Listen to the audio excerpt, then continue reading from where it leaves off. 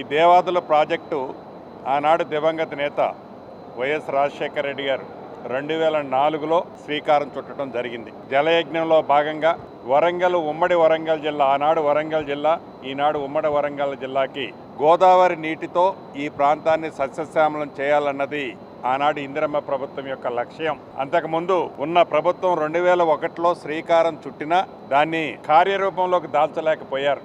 2004లో జలయజ్ఞంలో భాగంగా పెద్ద ఎత్తున సుమారు ఫేజ్ 1, ఫేజ్ 2, ఫేజ్ 3, ఫేజ్ 1లో 1,04,000 ఎకరాలకు, ఫేజ్ 2లో 1,50,000 ఎకరాలకు, ఫేజ్ 3లో 3.5 లక్షల ఎకరాలను టార్గెట్ పెట్టుకొని శ్రీకారం చుట్టి యుద్ధ ప్రాతిపదిక మీద దివంగత నేత రాజశేఖర రెడ్డి గారు ఉన్నప్పుడే ఫేజ్ 1 వర్కులు కంప్లీట్ చేయడం జరిగింది. వారు మరణించిన తర్వాత వచ్చిన ఇందిరమ్మ ప్రభుత్వంలో కిరణ్ కుమార్ రెడ్డి గారు కానీ, రోసయ్య గారు కానీ ఇందిరమ్మ ప్రభుత్వంలోనే ఫేజ్ 2 కార్యక్రమాన్ని కూడా పూర్తి చేసి ఫేజ్ 3 కార్యక్రమాన్ని కూడా వడివడిగా కంప్లీట్ చేయాలి అన్న తరుణంలో రాష్ట్ర విభజన జరిగి, విభజన తర్వాత వచ్చిన 10 సంవత్సరాలు పరిపాలించిన ఏ ప్రభుత్వం అయితే ఉందో ఈ దేవాదుల ప్రాజెక్టుని టోటల్గా నిర్లక్ష్యానికి గురైంది.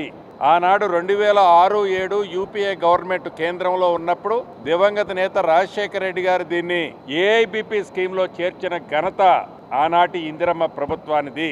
మళ్ళీ ఈనాడు గౌరవ ముఖ్యమంత్రి రేవంత్ రెడ్డి గారి నాయకత్వంలోని ఈ ఇందిరమ్మ ప్రభుత్వం పెద్దలు ఉత్తమ్ కుమార్ రెడ్డి గారి చేతుల మీదుగా ఫేజ్ 3ని కూడా మళ్ళీ ఇందిరమ్మ ప్రభుత్వంలోనే పూర్తి చేయబోతున్నాం. అంటే ఇందిరమ్మ ప్రభుత్వం యొక్క చిత్తశుద్ధి, ఇందిరమ్మ ప్రభుత్వం యొక్క కార్యదీక్షత ఎలా ఉంటుందో ఈనాడు మీరు స్పష్టంగా చూడాలి.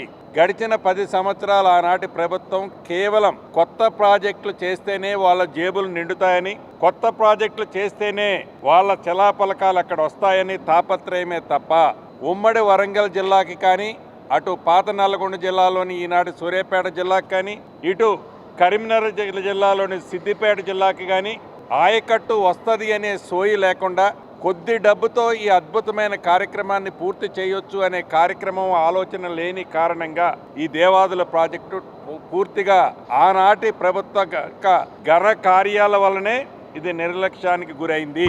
ఈనాడు ప్రతి 2 నెలలకు ఒక్కసారి గౌరవ మంత్రివర్యులు ఉత్తమ్ కుమార్ రెడ్డి గారు రివ్యూ చేస్తూ, ఆ రివ్యూలో భాగంగానే ఇందాక పెద్దలు చెప్పినట్లు ఈ ఉమ్మడి వరంగల్ జిల్లాలో కొన్ని నియోజకవర్గాల్లో అనుకున్న ఆయకట్టు కంటే రైతులు ఎక్కువ సాగులోకి తేవటం వలన ఈరోజు రెండో క్రాప్కి రైతులకి నీరు ఇబ్బంది జరుగుతుంది అని తలంచి రాత్రి పగలు అధికారులని ఉరుకులు పెట్టించి, ఏజెన్సీని ఉరుకులు పెట్టించి ఎట్టి పరిస్థితిలో ఈ దేవాదుల 3వ స్టేజికి సంబంధించిన 3 పంపులు ఉన్నాయి.